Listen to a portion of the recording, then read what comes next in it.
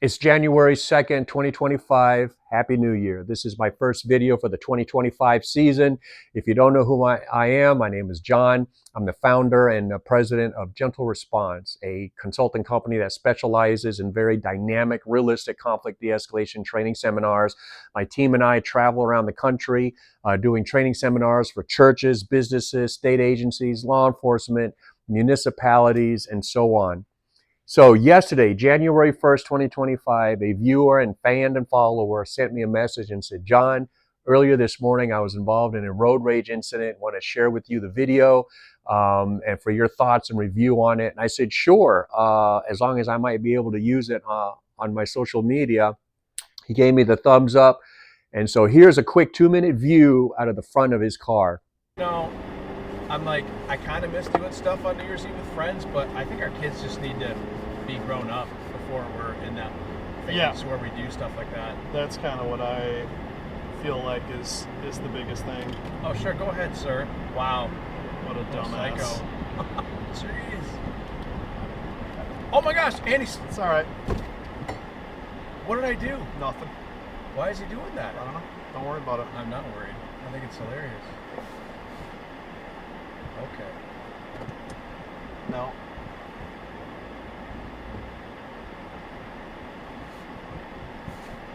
What did I do?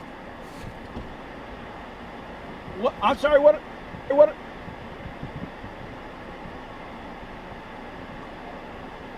I missed it.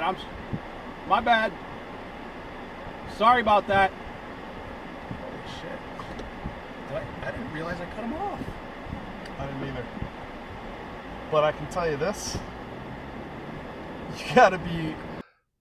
They're just driving along when all of a sudden he notices a car coming up behind him at very high speed, and it shoots by him, locks up his brakes, and you see what happens.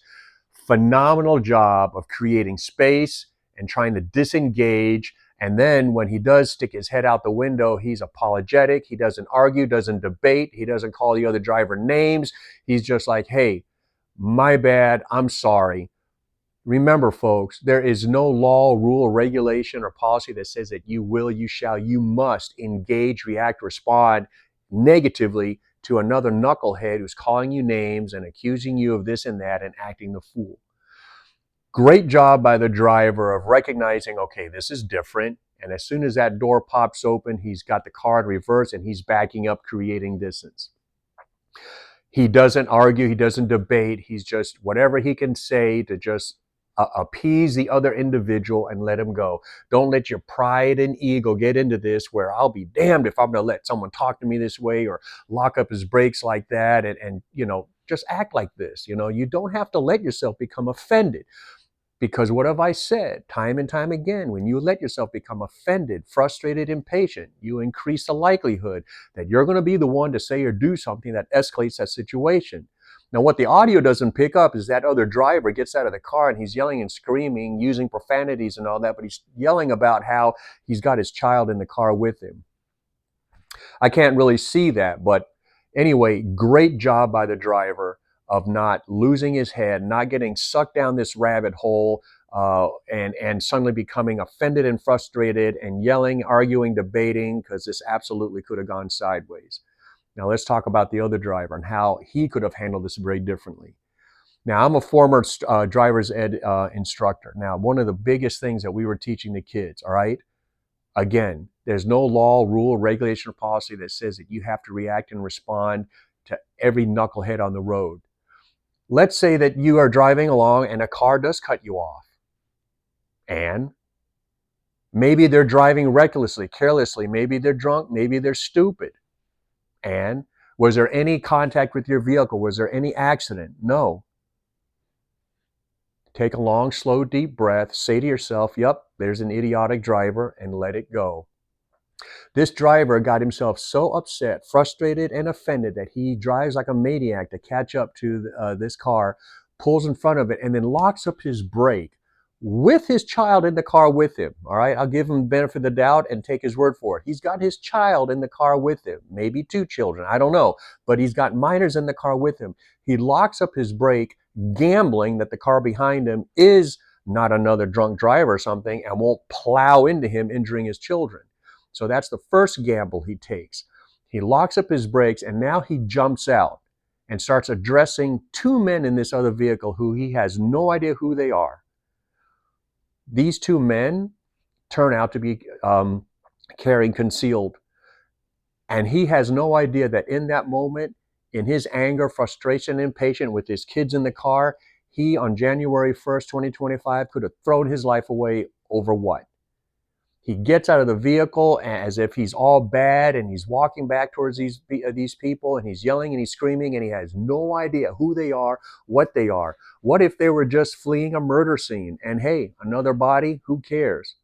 You don't know what you're getting into acting this way, because these men could have been lunatics and knuckleheads, and this whole thing absolutely could have spiraled. And there are cases. I remember one in Michigan about 3 years ago. Two men jumped out of the cars, shooting at each other, and killed each other. And in both their cars were their families. Now that's a worst case scenario. This driver could have just taken a deep breath, whatever the offense was, and just let it go. Let it go. There is no law, rule, regulation, or policy that says you will, you shall, you must engage, react, respond to every knucklehead out there who drives like a fool or calls you a name. So in summary, phenomenal job again by the driver, recognizing, okay, something is really different right here. Boom, puts it in reverse, backs up, creates distance, right? You want to increase that reactionary gap. And I told him this was a great job. The only thing I probably would have done differently was just keep backing up. As the driver got out and started yelling and screaming, just keep backing up, creating that distance. The driver does stop and roll down his window. It worked out, but be careful that you don't end up becoming frustrated and angry at this other driver, that you end up yelling and screaming at him, right? Driver kept his cool, just was apologetic. Great job of just, hey, own up to it, whatever the guy is accusing you of, whatever. Don't argue, don't debate, whatever. Reactionary gap, apologize, own up for it, or just continue backing up. Otherwise, it went well. Great decision making in a very quick, stressful, confrontational situation that can happen just like that. As for the other driver, doesn't realize that on January 1st, 2025, it could have been etched on his headstone. He has no idea what he about let himself get into. He has no idea that the men in the car that he jumped out and started yelling at are card-carrying, concealed carry holders. He has no idea that he could have escalated that situation by his behavior and actions. And again, he makes a decision with children in the vehicle to act a fool like that. Could have been handled very differently. Again, you're driving along, and this goes for all of us. And again, as a driver's ed instructor, I was passing this on to the kids. You're driving along, expect to see stupid drivers, so that when they do something stupid, careless, dangerous, you just make note of it. Yep, there it is, and let it go. There was no accident with your vehicle. There was no contact, damage, nothing like that. Let it go. Take a long, slow, deep breath. Again, thank you to my fan, follower, and new friend for allowing me to use this video and for sharing it with me. Phenomenal job. And for the rest of you, when you're driving along, don't let yourself become so frustrated, impatient, or offended by someone else's driving that you let yourself do what this other man did and almost could have ended up escalating the situation in a bad direction.